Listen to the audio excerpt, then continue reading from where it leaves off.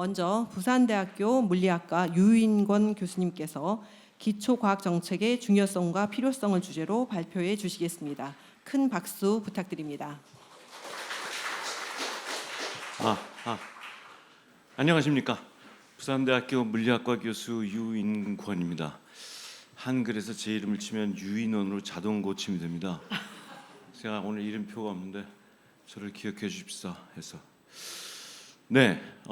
제가 고맙게도 첫 기조 발표를 하게 돼서 우리 사실 뒤에 계신 분들은 우리 의원님도 못 뵙고 가실 가능성이 있는데 감사하고 기회라고 생각합니다.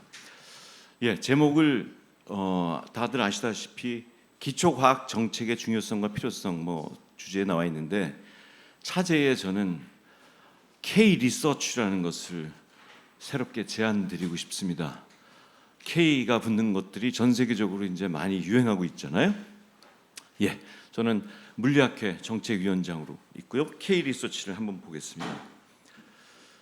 제가 어떻게 하다가 헌법 공부까지 하게 됐습니다. 여기 우리 의원님들의 전문 분야인데 헌법에서 현재 헌법은 87년도에 개정된 헌법인데 거기서 과학을 서치를 보면 딱 두 군데 나옵니다. 22조에 저작자, 발명가, 과학기술자와 예술가의 권리는 법률로서 보호한다. 권리 보호에 대한. 그리고 정작 중요한 과학은 9장 경제에 들어가 있습니다. 국가는 과학기술의 혁신과 정보 및 인력의 개발을 통하여 국민 경제의 발전에 노력하여야 한다. 다들 딱 읽으시면 느낌이 오시겠지만 그래서 저희가 프로포즈 했을 때 항상 사회적, 경제적 창출 효과를 쓰도록 되어 있는데요. 뒤집어 얘기하면 국민 경제의 발전에 도움이 안 되는 과학과 기술은 쓸모가 없다라는 식으로 들릴 수도 있습니다. 뒤집어 얘기하면 우리가 아직까지도 이 선진국의 반열에 들게 된 우리나라가 사실 과학기술에 대한 제대로 된 정의조차 법적으로 내리고 있지 않다는 부분을 제가 지적해 드리는 겁니다. 그래서 이 역사를 보니까요, 우리나라는 과학기술이 애초에 제헌 헌법에는 아예 언급이 되어 있지 않습니다. 그리고 아이러니하게도 과학기술이 처음 등장하는 것은 바로 박정희 5.16 쿠데타 직후에 62년도에 처음으로 등장합니다. 국민 경제의 발전과 이를 위한 과학진흥에 관련되는 중요한 정책 수립에 관하여 국무회의 심의에 앞서 대통령의 자문에 의하기 위하여 경제과학심의회의를 둔다. 이게 처음으로 과학이 등장하는 부분입니다. 즉 경제 발전이 맨 앞에 있고 우리 다들 아시다시피 우리 경제 5개년 개발 계획 하면서 그때 시작한 것이 과학입니다. 그리고 두 번째가 똑같이 유신헌법 때 과학이 그렇게 등장을 했더라고요. 즉 나라를 경제 발전으로 가기 위한 하나의 중요한 수단으로 과학이 처음으로 등장하기 시작했습니다. 그 다음에 8차 80년 이게 다 아이러니하게도 이게 또 전두환 정권 5.18 이후에 만들어진 개정헌법입니다. 이때 국가는 국민경제 발전에 노력하고 과학기술을 창달 진흥하여야 한다. 그렇게 되어 있고 그것을 사실은 8차 헌법만 보면 경제 발전과 과학기술이 인디펜던트하게 되어 있는 것이 9차 헌법 87년 개헌에선 이게 뒤집어집니다. 경제를 위하여 과학기술을 해야 된다라고요. 이것은 사실은 지금 저도 또 따로 하고 있는 그 ESC라는 과학단체가 있습니다. 변화를 꿈꾸는 과학기술인 네트워크라는 데서 이미 스타디를 많이 하고 국회까지 와서 그동안 많이 진행되어 왔었습니다. 우리 문재인 정부 때 개헌에 대해서 얘기 나올 때 그때 이런 스타디를 많은 과학자, 젊은 과학자들이랑 같이 진행을 했었고요. 그래서 이 부분을 사실은 제가 오늘 말씀드리는 첫 번째는 이 감히 국회에 와서 헌법 개정을 제안드립니다. 그래서 총강 안에 총강이 지금 보면 가장 중요한 것들이 가고 있잖아요. 여기에 구조가 맨 마지막인데요. 이게 1980년 이것도 마찬가지로 전두환 헌법 때 국가는 전통문화의 계승 발전과 민족문화의 창달에 노력하여야 한다라고 되어 있습니다. 바로 이것과 궤를 같이 하여 나라가 나라다워지기 위한 중요한 포석으로 그 유명한 말 있지 않습니까? 미국 의회에서 각 장관들마다 불러가지고 국방장관한테 당신은 우리 예산 갖고 뭐 했습니까? 그러니까 국방장관이 나라를 지킬 수 있는 어마어마한 국방력을 키웠습니다. 그 다음에 과기부 장관 불러서 DOE요. 당신은 뭐 했습니까? 이 많은 돈 갖고 했더니 나라를 지킬 만한 가치가 있는 나라로 만들었습니다. 저는 이 국가가 국가다워야 하는 이제 진짜 대한민국을 표방하고 있는 이 나라에서 나라의 가치를 이야기하는데 국가는 학술 활동과 기초 연구를 장려할 의무가 있다. 이 부분이 총강 안에 들어갔으면 좋겠다고 제안을 드립니다. 이것은 사실은 지난번 개헌 논의 때 이미 국회를 통과해서 단지 그때 개정 논의가 사그러들었기 때문에 더 이상 논의되지 않았던 것뿐이고 이것이 이번 개헌 논의에는 반드시 관철될 수 있으면 좋겠습니다.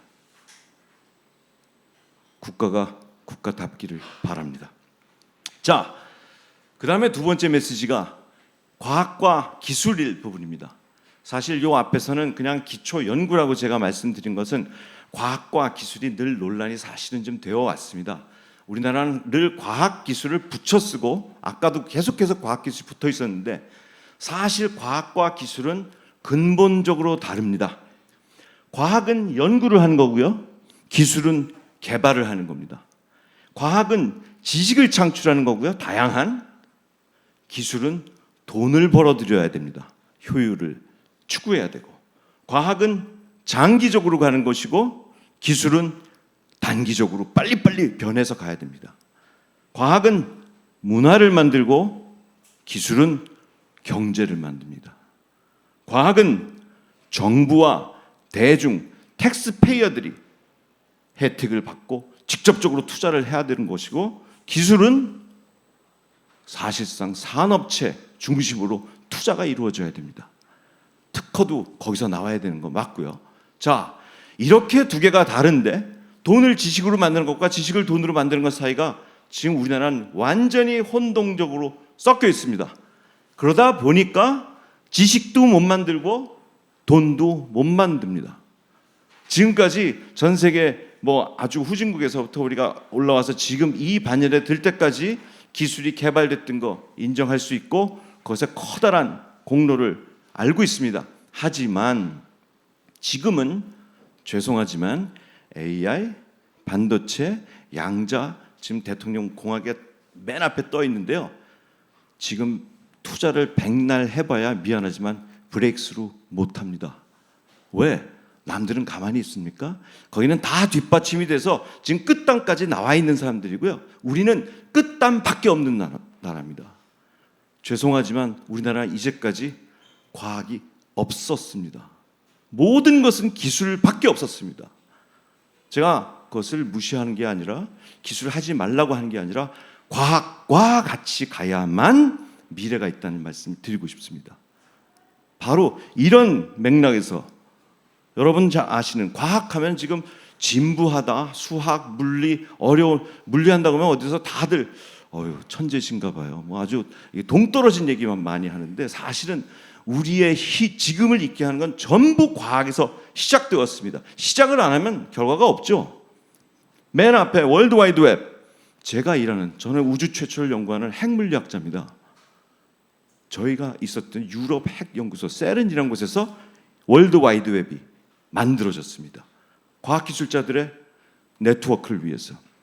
나노 테크놀로지 당연히 과학에서 왔죠. 반도체 과학에서 온 겁니다. 그리드 컴퓨팅, 지금 클라우드 컴퓨팅 다 사용하고 계시잖아요. 이거 저희가 했던 빅데이터에서 왔습니다. 빅데이터를 다룰 수 있는 방법은 이 방법밖에 없었기 때문입니다. 그 다음에 방사선 치료 당연히 과학에서 왔죠. 퀀텀 테크놀로지 지금 다들 퀀텀 공학 기술만 얘기하시는데요. 이게 정확히 과학에서 전부 출발한 거죠. 빅데이터 지금 사실은 제가 지난번 과학기자 간담회 때 차라리 AI 부를 만들려고 제가 그랬더니 AI 부가 지금 신설되고 있는 것 같아요. 진심으로. 지금 대통령 수석부터 과기부까지 지금 AI 하시는 분이 오케이. 저는 기자분한테 전화가 왔어요. 딱 선임되자마자 제가 그날 이렇게 울분을 토했던 걸 아셔서 교수님 어떻게 생각하십니까? 그래서 저는 개인적으로 AI가 급하니까 앞에 나서는 걸 반대하진 않겠다 했습니다. 필요합니다. 문제는 과학이랑 같이 가야만 살 수 있습니다. 방금 말씀해 주신 대로 우리 황정희 의원님, 박민규 의원님, 최영두 의원님 다 위의 기술이 지금 현재 포진되어 있는 것은 제가 이해할 수 있는 우리나라의 현실입니다. 가야죠. 그런데 그것이 가기 위해선 반드시 과학이 있어야 됩니다. AI 지금 이 기초과학이 완전히 새로운 생각을 열었고 기술, 개념, 미래, 새 패러다임이 왔기 때문에 지금 신기술 산업이 시작됐어요. 세계적으로. 근데 우리는 언제나 이렇게 뒤만 바라보고 가야 됩니까?